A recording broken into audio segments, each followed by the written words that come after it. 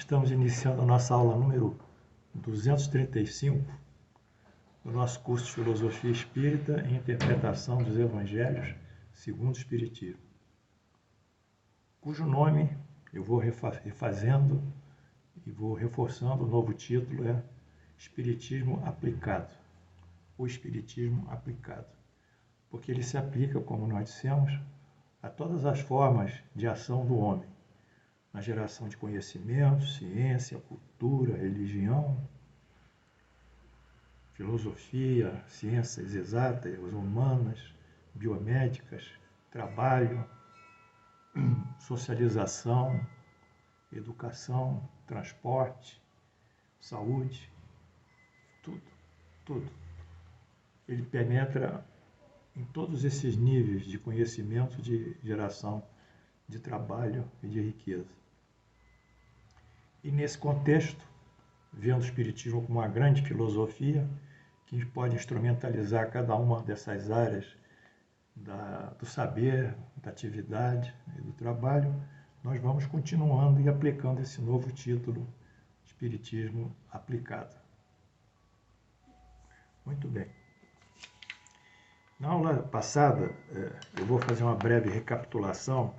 Nós fechamos o estudo da Torre de Babel. E hoje nós vamos recomeçar isso, estudando aqueles que sucedem ao dilúvio e mais tarde a Torre de Babel, que é a nova civilização que vai surgir após essa inundação geral que se deu regionalizada apenas na nossa Mesopotâmia, como nós vimos em aulas anteriores. Eu fiz esse gráfico aqui porque após o dilúvio nós estudamos que eles ergueram a Torre de Babel. E, na realidade, essa torre, como monumento de orgulho do homem, de prepotência, de supremacia e de se querer igualar a Deus, porque o propósito dos construtores era a torre chegar aos céus, né? Chegar até a Deus, como se fossem deuses também.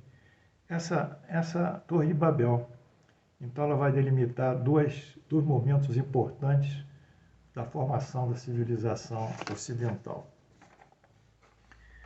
Aquela que antecede a Torre de Babel, que é a civilização que vem antes de Noé, até o dilúvio, que nós chamamos pré-noética.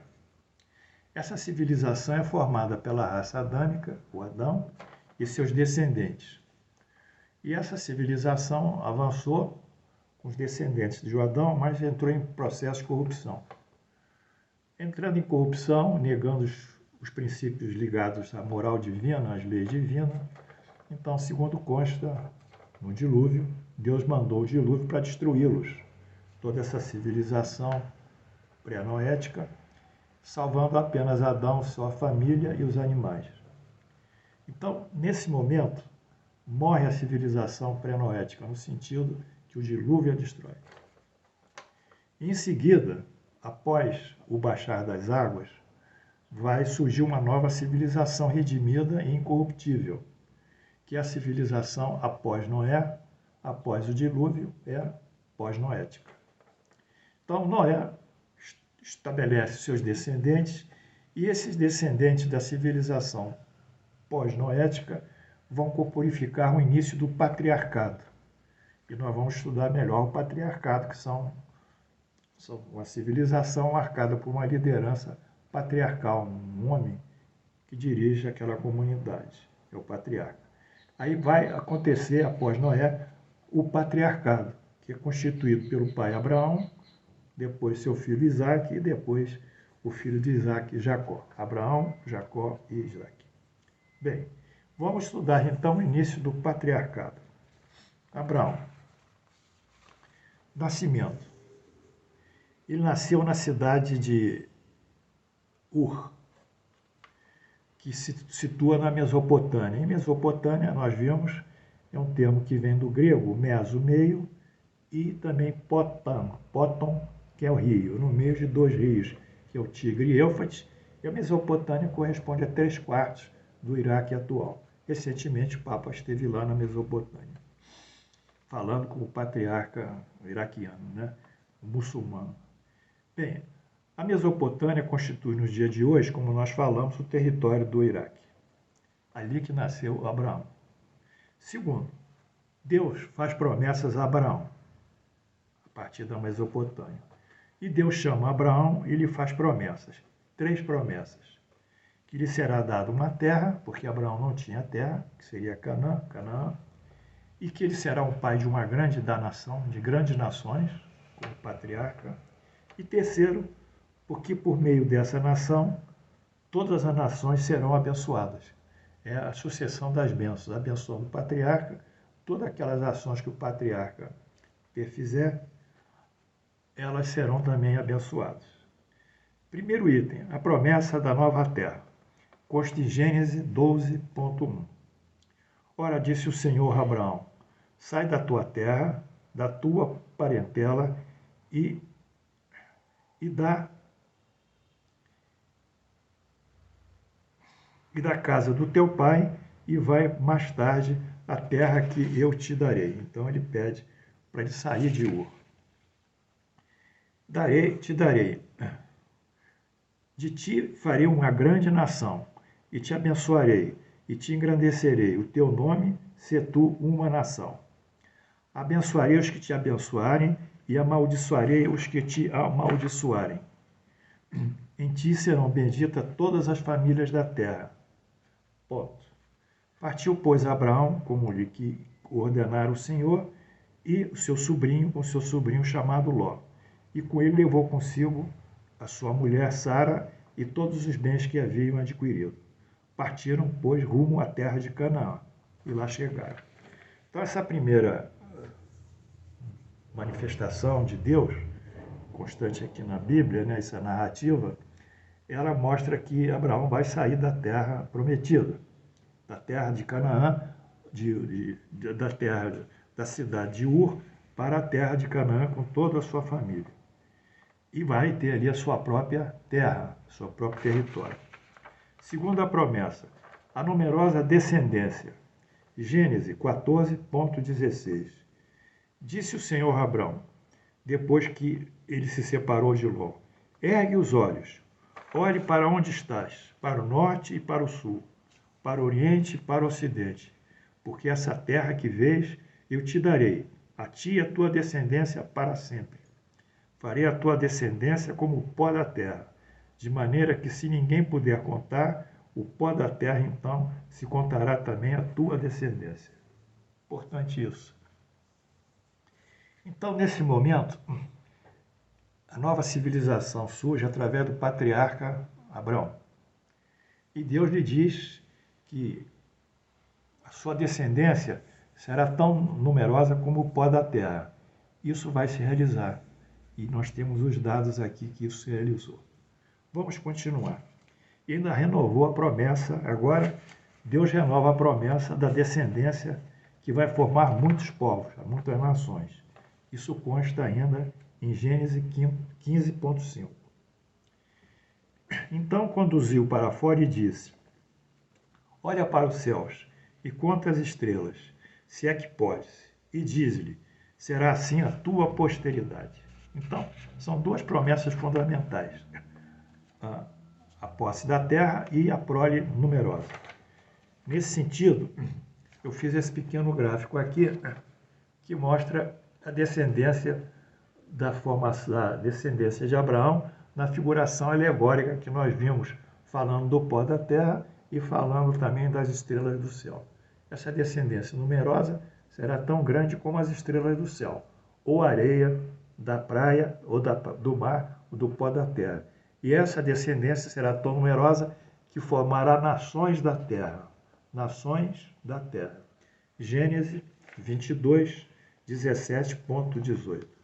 Bem, e o que é aduzido aqui em Gênesis 17.18, 22? Que deverás ter abençoares, que deverás te abençoar e que deveras te abençoarei, e certamente multiplicarei a tua descendência, como as estrelas do céu e como a areia da praia do mar. Mais uma vez. A tua descendência possuirá a cidade de teus inimigos. Nela serão benditas todas as nações da terra. Todas as nações serão benditas, porque obedeceram a minha voz. Olha que coisa importante. Desde que Abraão e seus descendentes obedecem a Deus, esse Deus que está aí na narrativa, as benesses vão surgir para eles. Eles vão ter a terra de Canaã, a terra deles saindo da cidade de Ur, e vão ter uma descendência que, através dos diversos gerações, formará as nações do mundo. Mas isso está condicionado a essa obediência da vontade de Deus. O desejo de Abraão, como seus descendentes, é o de ter a sua própria terra, isso a gente viu, e seu próprio território, onde possa constituir sua nação. Isso é igualmente observado séculos após no livro Êxodo. Mais tarde, no segundo livro da Bíblia, isso vai acontecer. Vamos ver o que acontece em Êxodo. Moisés recebe os 10 mandamentos no Monte Sinai. Êxodo 20.2. Honrai o vosso pai e a vossa mãe. São os 10. Eu tirei um só, um mandamento sobre o pai e a mãe. Honrai o vosso pai e a vossa mãe, a fim de viverdes longo tempo na terra que o Senhor vosso Deus vos dará. Olha só, a promessa da terra prometida continua constante. Isso forma a tradição judaica. Mas aqui, mais uma vez, o honrar o pai ou a mãe facultará aqueles que cumprirem essa determinação dos mandamentos de Deus lá na frente em Êxodo. Mas no caso específico, honrar o pai e a mãe, eles viverão na terra que o Senhor lhes dará, Canaã. Então nós estamos vendo aqui que há um sincretismo entre a movimentação de Deus, conduzindo esse povo para uma determinada região chamada Canaã, e condicionando a posse da terra, a bênção de todos aqueles que ele protege, ao respeito à sua lei, ao respeito ao seu mandamento. Isso para nós constitui algo muito importante do ponto de vista espiritual, porque nós aprendemos que as leis, dentro do Espiritismo, elas regulam a relação dos homens. Sobretudo, vamos falar mais das leis divinas. Essas leis divinas, as leis produzidas por Deus, ela regula a relação dos homens entre si, na própria sociedade, estabelecendo direitos e deveres para os cidadãos em relação a si próprios e também em relação ao Estado. O Estado tem direitos e deveres para com os cidadãos e vice-versa. Isso é um trabalho clássico de Rousseau, que fala sobre os direitos do Estado e o comprometimento de tudo isso. E, nesse sentido, também há um comprometimento do homem com a vida. A vida representa a criação de Deus. Tudo que existe e tudo que se manifesta de um ser vivente é a criação de Deus. Então, o homem também tem, dentro dessa regulação divina, o compromisso de manter vivos os animais, a mata, a floresta, a natureza, dentro das suas possibilidades. E quando essa legislação divina ainda atinge um povo que nem é tribal ainda, é um povo é uma família, no máximo é uma clã, não chegaram ao nível social mais elevado, no caso aqui de Abraão, isso vai dando a eles o sentido de que? Da esperança numa vida melhor, de um futuro mais promissor, de felicidade, de posse da terra e de bênçãos e proteção do Senhor. Então, eis aí uma teologia que é consagrada não pelos homens, ainda não é consagrada, porque não foram os homens que escreveram isso, mas é consagrada essa cultura judaica na sua observância ao Deus maior, que é o Deus monoteísta dos judeus. Então, nesse sentido, honrar o pai e a mãe facultará aos judeus, no caso ainda eram hebreus, porque judeu esse nome só virá ser cunhado após a tribo de Judá, isso é mais na frente, das 12 tribos de Israel, é aqueles que são culturalmente e do ponto de vista antropológico, eles ainda são ainda são hebreus, vai dar a ele essa promessa da nova terra que se realizará.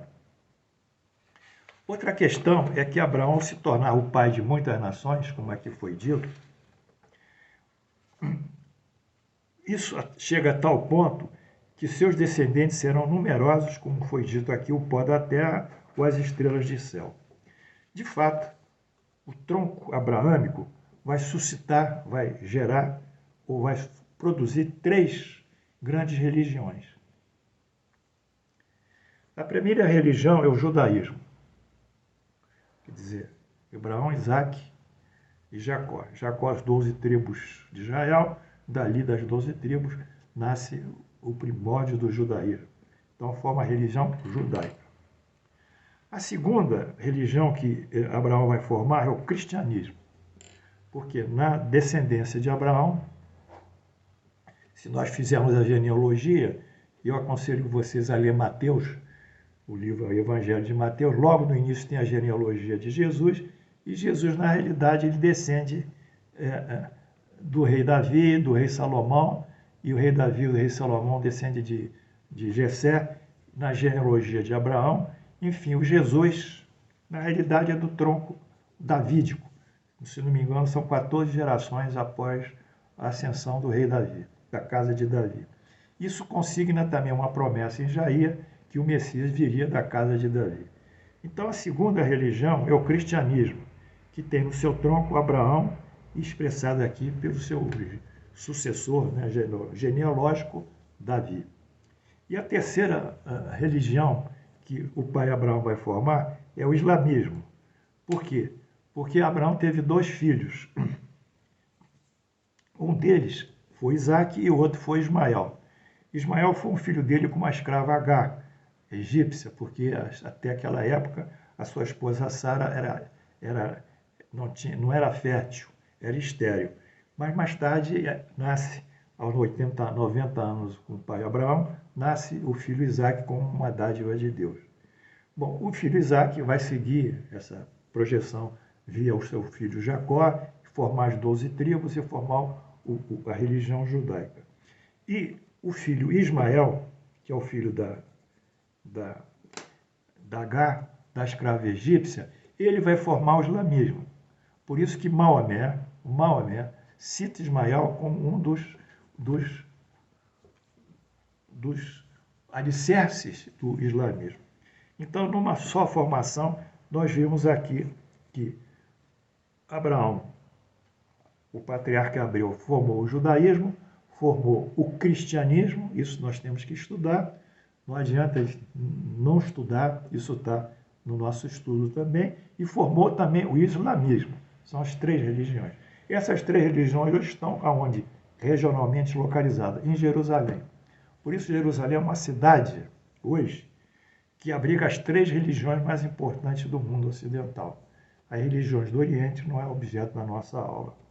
Finalmente, nós entendemos hoje que após essa grande modificação pós-noética, surgiram os primeiros patriarcas e estão surgindo aqui a nossa religião, as nossas 3 religiões, e realizando a promessa que Deus facultou a Abraão, que os seus descendentes serão tão numerosos como as estrelas do céu ou as areias da praia. A partir disso, formam-se as 3 grandes religiões ocidentais, praticamente falando. Na próxima aula, nós avançaremos mais sobre essa postura, né, abraâmica, e nós vamos colocar com muito detalhes a genealogia. Porque o nosso estudo, como é um espiritismo aplicado, ele vai, como eu disse, vai fazendo acompanhamento muito à história do homem, né, que é contida na Bíblia, né, no Velho e no Novo Testamento. E nós vamos andando assim, caminhando também, obviamente, sob a ótica espírita, que dá uma nova percepção sobre esses fatos. Eu agradeço a vocês hoje por mais essa aula, desejo que Deus abençoe vocês, e nós vamos vendo que toda essa tessitura, essa tradição bíblica, apesar de ter muitas coisas assim, ao pé da letra, se nós formos ler, absurdas, ela, pelo sentido moral, ela coloca muitas posições absolutamente corretas. Não pelos fatos que ela narra, mas pela dedução desses fatos, pela, eu diria, dessimbolização desses fatos e aplicação desses fatos a uma moral do bem. Que Deus nos abençoe e até amanhã.